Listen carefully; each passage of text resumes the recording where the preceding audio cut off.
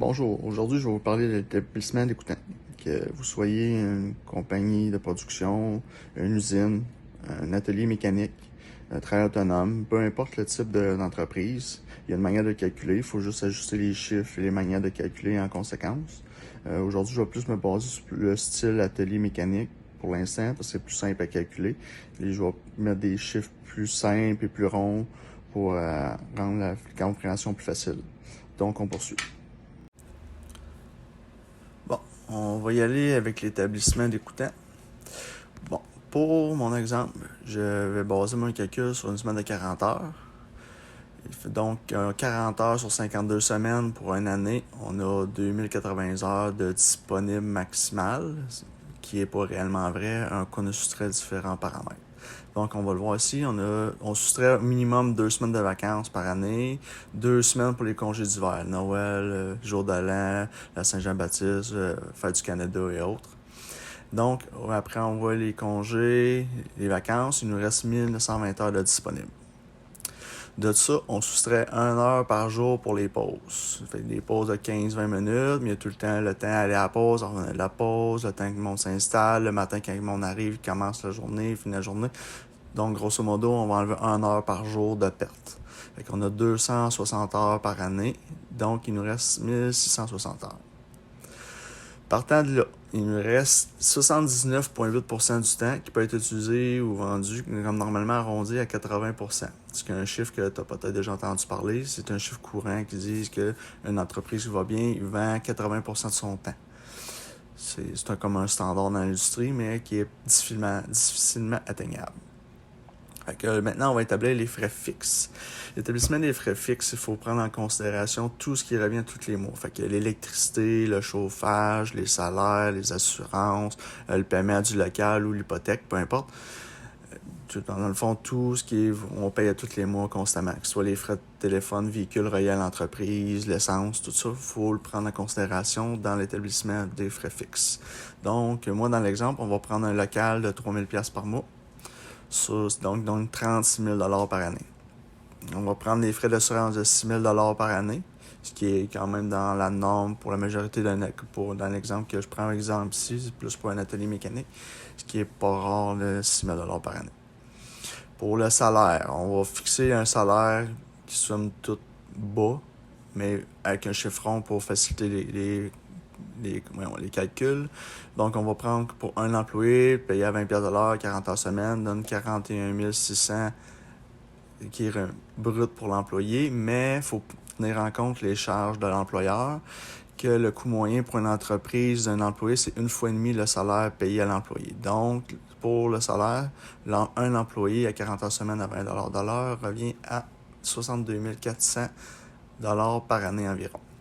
Donc, pour le calcul, on va prendre qu'il y a 5 employés qui travaillent dans l'entreprise. Donc, on va prendre 3 techniciens, vu que je me base sur un atelier mécanique pour l'instant, et 2 personnes niveau gestion, soit un aviseur, un contrôleur ou un secrétaire, peu importe. On va garder 2 personnes à l'administratif, 3 techniciens qui sont facturables. Bon, maintenant, on va prendre l'électricité, le chauffage, la climatisation. On va y aller grosso modo pour un 3 000 $ par mois.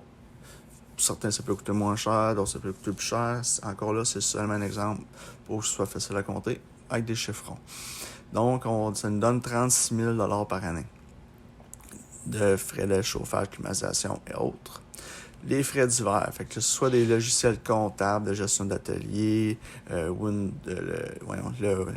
suite Excel, Windows et autres, la location d'équipements, la location de vêtements pour les ateliers, par exemple, il va y avoir des chiennes qu'on appelle, ou des sarraux, les tapis, location de guenilles, diverses locations d'équipements autres en plus au courant de l'année, la location des véhicules, fait que ce soit un paiement de véhicule, assurance de véhicule, l'essence, tout ça, etc. On va juste y aller à 1200 par mois, qui est très, très conservateur dans la plupart des ateliers mécaniques. Ou peu importe, c'est un garage d'excavation, transport, peu importe, c'est très, très, très conservateur, 1200 par mois. Donc, on va arriver à 14 400 par année. Donc, le total par année nous mène à 446 000 $. Nous allons maintenant aller avec le calcul final du coûtant. Donc, on divise le montant fixe par le nombre d'employés qui génèrent un travail qui peut être facturable directement au client ou pour la production d'un produit.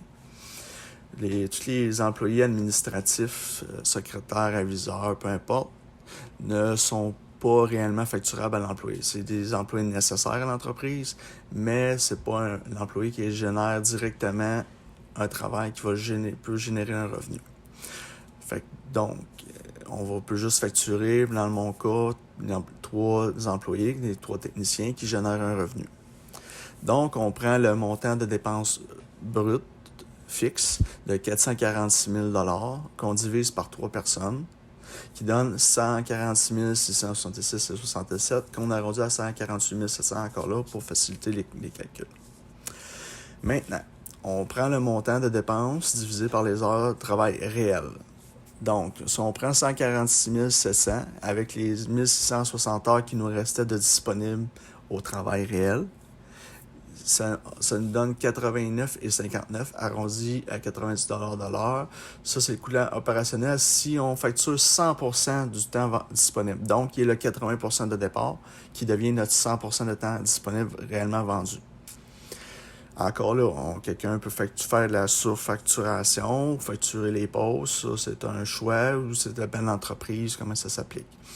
Où est-ce qu'on peut aller en chercher plus, c'est si, mettons, on travaille avec des évaluations, puis on facture le montant de l'évaluation. Par exemple, on fait une évaluation de 3 heures, le travail est sorti dans 1 heure et demie, 2 heures, puis on facture quand même 3 heures. Là, on devient en surfacturation. Fait que là, à ce moment-là, on peut les chercher plus de temps. Fait qu'on peut aller chercher même du 110, 120, 150% dans certains cas. Mais ce qui est plus rare, puis ça dépend comment que les propriétaires sont à l'aise avec cette procédure. Donc, dans la majorité des cas, on n'ira pas chercher le 100% du temps disponible vendu. Il va y avoir des pertes de temps, les employés n'ont pas été efficaces sur le travail. Par exemple, on prend un travail de remplacement de frein, que normalement, on alloue 1 heure et demie, 2 heures par exemple, puis ça a mal été pour X raison, mais ça a pris 2-3 heures, mais on avait une évaluation, donc on ne peut pas facturer le 3 heures, on peut juste aller aux 2 heures. Fait qu'à ce moment-là, c'est des choses qui arrivent quand même couramment. On va réduire nos pourcentages facturables. Fait que là, on peut descendre à 80%. Fait que donc, si on descend à 80%, ça fait qu'on facture juste 1328 heures dans l'année par personne. Donc, on arrive à un calcul de 111,92 qu'on arrondit à 112 $ de l'heure. On peut faire la même chose à 70% qui va nous donner au bout 128 $ de l'heure, à 60% qui va nous donner 150 $ de l'heure. Ça, c'est le coûtant. On n'a pas pris de bénéfice. Donc, après ça, c'est de choisir, dépendamment de l'application, si on produit une usine, on produit un produit.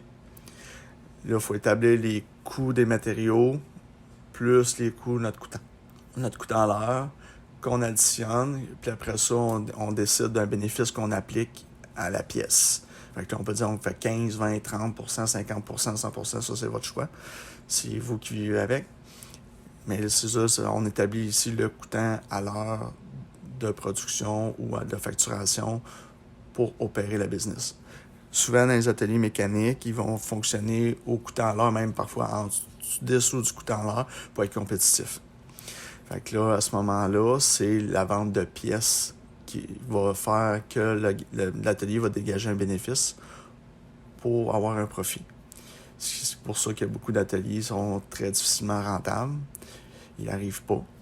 Fait que c'est ça. Beaucoup ne veulent trop rester compétitifs malgré le chiffre qu'on a un coût en l'heure qui est beaucoup plus élevé. Ils veulent rester bas pour rester dans les prix des autres, mais c'est pas la réalité de tout le monde. Chacun a sa propre réalité. Il faut vivre avec, mais savoir avec le service que tu donnes.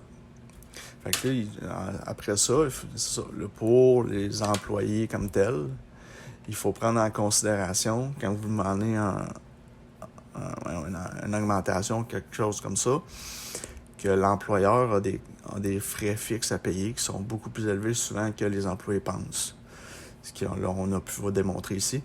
Puis même souvent, dans certains cas, on peut parler de 2, 2,5, 3 fois pour le salaire d'un employé que l'employeur va être obligé de débourser. Fait que quand on tombe avec un milieu syndiqué, assurance collective, que l'employeur débourse pour un fonds de pension, qui est des bourses pour les loisirs, qui va planifier des activités pour tous les travailleurs, les parties de Noël et tout ça, là, le coût salarial va augmenter peut aller jusqu'à 3 fois le salaire payé. Comme employé, il faut y penser aussi. Là. Les employeurs, c'est pas nécessairement qu'ils veulent pas donner une augmentation. Bien souvent, ils peuvent pas, pour la rentabilité et la survie de la business, de vous donner une augmentation. C'est un choix à faire. Là. À un moment donné, il faut que tout le monde vive avec, il faut que tout le monde survive, il faut que tout le monde puisse manger. Fait qu'en gros, on a pas mal fait le tour aujourd'hui pour ce qui est établissement du coûtant. Comme je vous ai dit, pour chaque entreprise, c'est différent. Il faut vraiment s'assurer comme il faut le faire.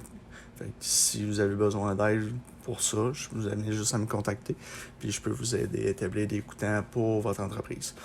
Donc, c'est tout pour aujourd'hui.